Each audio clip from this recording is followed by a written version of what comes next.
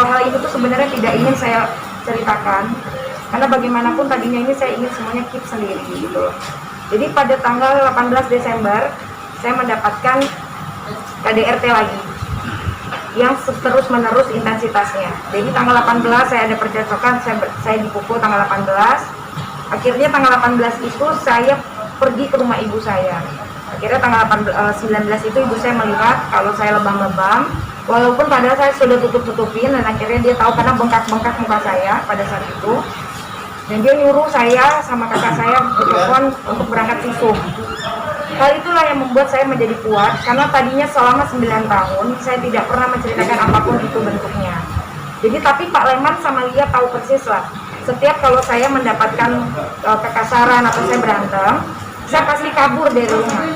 Saya pergi 2 hari, nanti saya pulang sendiri, pergi sendiri, pulang sendiri gitu loh. Jadi tidak pernah saya namanya melibatkan orang-orang lain. Tapi teman-teman saya itu yang terdekat ada tahu. Tapi saya tidak pernah menceritakan detail-detail apapun itu, karena menurut saya yang namanya permasalahan rumah tangga memang sebaiknya disimpan sendiri, tidak boleh menceritakan orang lain. Jadi saya tuh sedih sekarang karena akhirnya bongkahan es yang udah mau pecah, ya akhirnya pecah juga gitu. Dan untuk urusan KDRT itu sendiri memang sudah sering terjadi, walaupun intensitasnya itu mungkin setahun berapa kali, dan saya memiliki bukti-buktinya. Jadi dan dilakukan tanggal 18.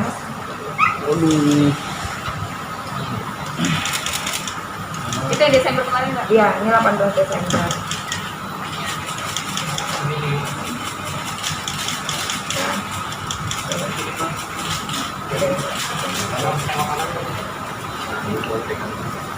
Sebelah kiri.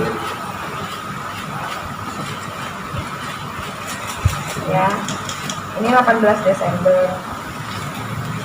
Ini sekitar bulan Mei. Bulan Mei. 2019. Rambut saya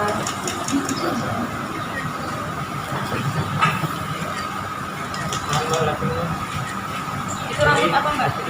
rambut apa lagi kalau bukan rambut saya? Enggak, maksudnya dicap. Jadi jambar.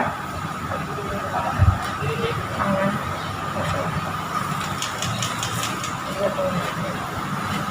Ini saya lupa tepatnya kapan, bulan Januari juga ada, bulan puasa juga ada. Enggak, itu bulan Januari gitu. Ini di sini lebam. Januari. Hanya wajah aja ya. Ini tangan. Iya, rata-rata semuanya banyaknya di muka sih, muka, lengan, tangan. Kurang lebih seperti itu lah. Dan sering yang melakukan KDRT itu. Iya. Tahun bisa berapa? Ya, saya nggak mau inget lah, ini aja juga saya sebenarnya kan buka memori lama jadinya. Dari tahun berapa sih?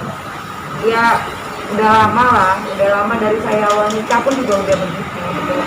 Cuma yang namanya memang Aska itu memiliki emosional yang tidak bisa dikontrol.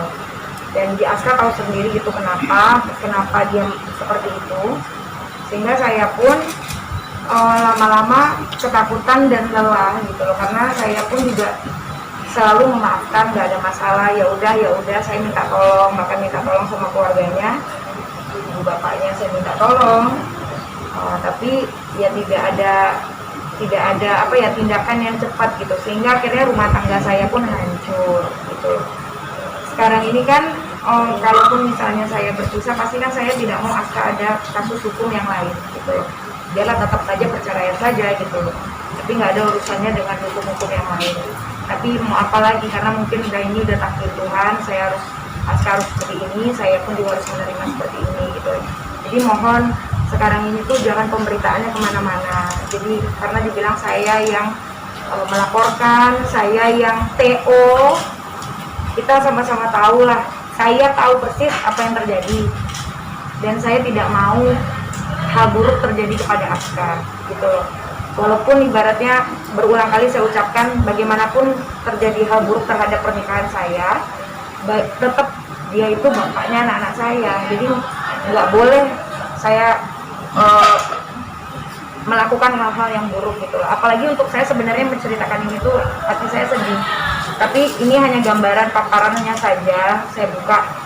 Saya tidak mau menceritakan, udah tidak usah terlalu dalam lagi karena itu yang ada bikin luka hati saya dan anak-anak saya terus-terusan gitu.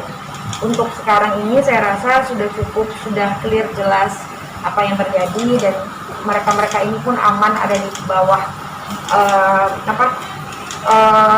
di rumah saya gitu loh, tidak ada kemana-mana karena memang ini urusannya biar ini menjadi urusan hukum saja karena memang kan dia melakukan hal-hal yang tidak sepantasnya dilakukan kepada saya gitu.